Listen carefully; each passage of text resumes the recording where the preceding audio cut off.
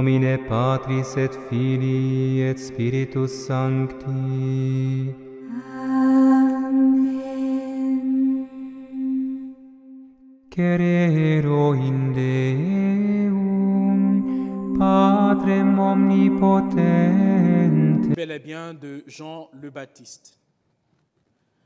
L'Évangile nous dit que Jean est au désert et il crie, il dit « Convertissez-vous, car le royaume des cieux est tout proche. »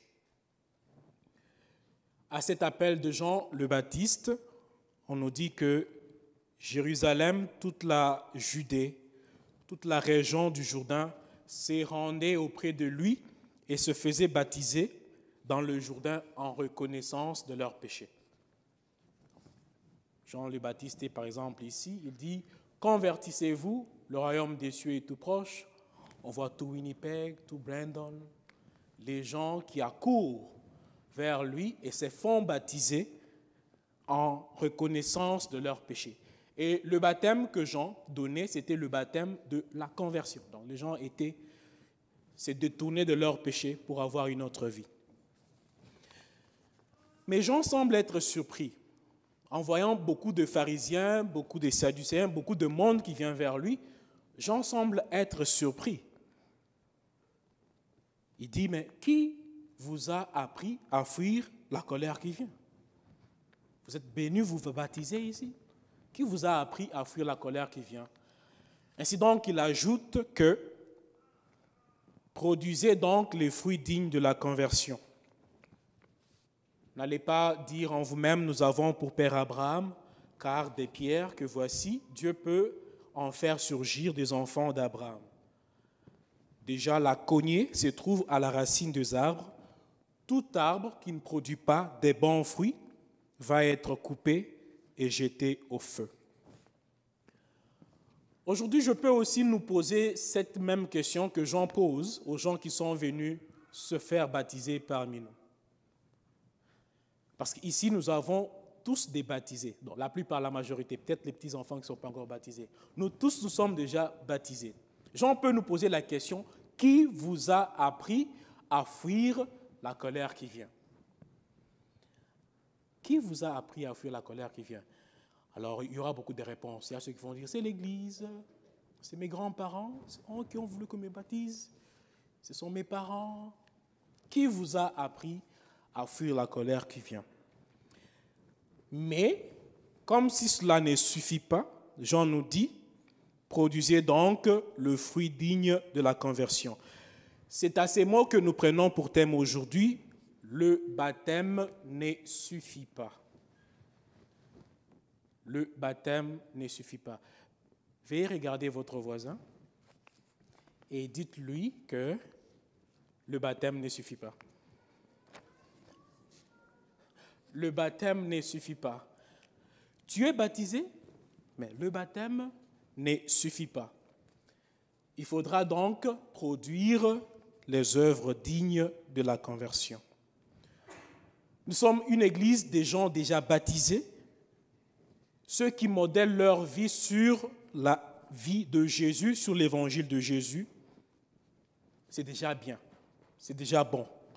Nous sommes déjà dans le bon, mais la conversion seule ne suffit pas.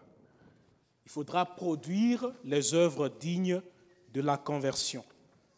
Parce que tout arbre, même qu'il soit converti, s'il ne produit pas des bons fruits, Jean dit que ça va être coupé et mis dans le feu. Je voudrais vous demander ensemble, comme partage, quelles sont les œuvres dignes de conversion que nous pouvons produire entre nous-mêmes? Quelles sont les œuvres qui peuvent, dans notre vie, montrer que nous sommes des gens convertis? Visiter les malades. Ok, merci. Quelqu'un d'autre? Oui? Pousser des bons fruits, comme quel fruit par exemple? Je ne pense pas que c'est la mangue. Partager, oui, merci. Rendre service aux gens. Quelles sont les œuvres de la conversion? Oui. À haute voix, s'il te plaît.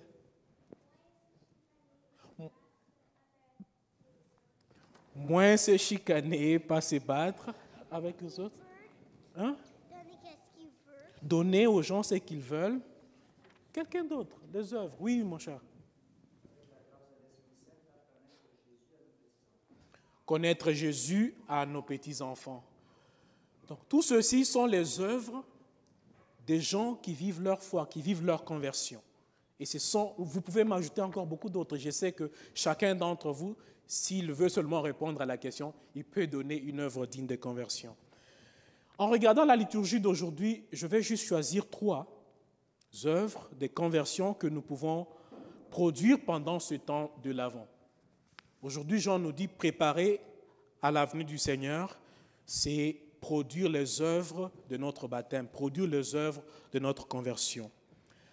La première œuvre que nous sommes censés produire en regardant la liturgie de ce matin, c'est nous entendre. C'est l'entente entre tous.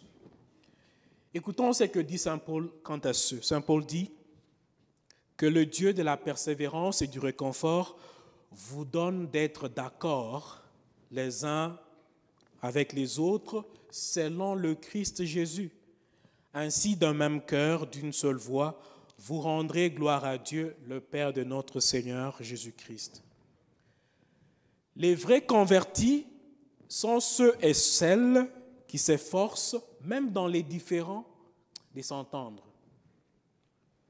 Ce sont ceux qui se tolèrent, ce sont ceux qui s'entendent, ce sont ceux qui se parlent. Ils savent que le Saint-Esprit est générateur des dons différents. Il est générateur des talents différents. Alors, ceux-là, ils font quoi? Ils ne méprisent pas les opinions d'autres personnes, mais ils militent dans l'humilité de s'accorder selon le Christ Jésus. S'il y a quelqu'un qui, en famille, dans une église ou dans un débat, cette personne veut simplement que sa position soit maintenue, que ses idées soient considérées, cette personne-là n'est pas réellement convertie, ne produit pas les œuvres dignes de la conversion. Et des fois, nous voyons même les gens qui veulent même que les positions que Jésus prend soient changées par ses propres opinions. Non, Jésus ne devait pas dire ça. Je ne pense pas qu'il devait dire ça. Jésus devait dire comme ça. Moi, je pense que c'est ça. Alors que Saint Paul dit quoi? Soyez d'accord entre vous selon le Christ Jésus, comme Jésus lui-même le pense. Combien de fois est-il difficile aujourd'hui de nous entendre entre nous-mêmes? De commencer bien la discussion sans nous disputer. De discuter sans nous disputer. Comment est-il si difficile aujourd'hui de le faire? Noël, c'est le temps des retrouvailles des familles. Vous trouverez dans certaines familles, quand il y a des retrouvailles, certaines personnes ne viennent pas aux retrouvailles des familles. Pourquoi? Parce que quand X est là, Y ne doit pas nécessairement être là. On pose même des questions. Tu as invité qui? Si l'autre là vient, moi je ne viens pas. Nous devons savoir nous entendre. Produire les fruits de la conversion, bien-aimés, c'est savoir deux fois perdre en argument pour maintenir une relation. C'est savoir deux fois dire non, je m'excuse, je pense que tu as raison aujourd'hui. Perdre au moins le débat, perdre les arguments, mais pour gagner une relation. Nous devons être d'un même cœur, d'une seule voix, même quand nous avons les opinions différentes. Et c'est ça les œuvres de la conversion. Deuxième œuvre de conversion, regardons encore Saint Paul dans la deuxième lecture, il s'agit de nous accueillir mutuellement. Saint Paul nous dit, accueillez-vous donc les uns les autres, comme le Christ vous a accueillis à la gloire de Dieu. Celui qui attend célébrer Noël, qui attend que Jésus vienne, doit garder les portes de son cœur toujours ouvertes à chaque temps et à n'importe qui. C'est facile d'accueillir les gens qu'on n'a pas encore rencontrés, c'est plus facile de faire des nouveaux amis, des nouvelles connaissances, mais souvent il est difficile de réouvrir vraiment les cœurs à quelqu'un qui nous a réellement, sérieusement, copieusement blessés. On peut lui pardonner, mais lui ouvrir le cœur encore là, c'est compliqué.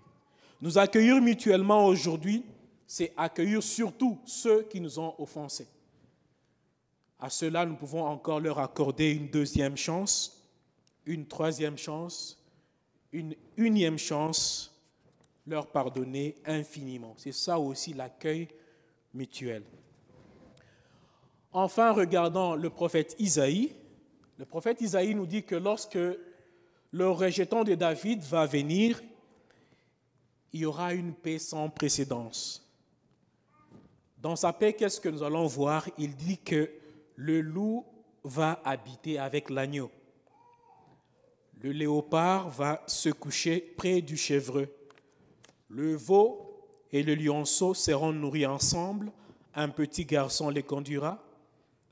La vache et l'ours auront même pâture. Les petits auront même gîte. Le lion, comme le bœuf, mangera du fourrage. Le nourrisson s'amusera sur le nid du cobra. Sur le trou de la vipère, l'enfant étendra la main, il ne va pas être mordu. Il n'y aura plus de mal ni de corruption sur toute la montagne sainte. Ça, c'est une paix vraiment qui n'a jamais existé. Donc le lion entre ici, tout le monde ne fuit pas. Il vient calmement, il soit à côté de vous, personne n'a peur. Produire les œuvres de la conversion aujourd'hui, c'est aussi être un artisan d'une paix pareille. Nous avons tellement été là pour conseiller aux gens. Il t'a fait ça, il fait ça, casse-le. Il t'a fait ça, il t'a fait ça. Nous pouvons aussi maintenant, pour nous préparer à Noël, être des agents d'une paix sans précédence. Ça veut dire que faire que le loup dans notre famille, qui ne s'entend pas avec l'agneau de notre famille, ils peuvent s'asseoir ensemble sans se battre. C'est faire que ceux qui ne se parlent pas puissent se parler. C'est faire un pas vers les gens qu'on a enfermés. Le baptême ne suffit pas. Venir à la messe ne suffit pas. Pour recevoir le Christ qui vient, nous sommes censés produire les œuvres de notre conversion. Il y en a beaucoup. Aujourd'hui, on en cite seulement 3. L'accord mutuel, l'accueil mutuel et la paix entre tous. Amen.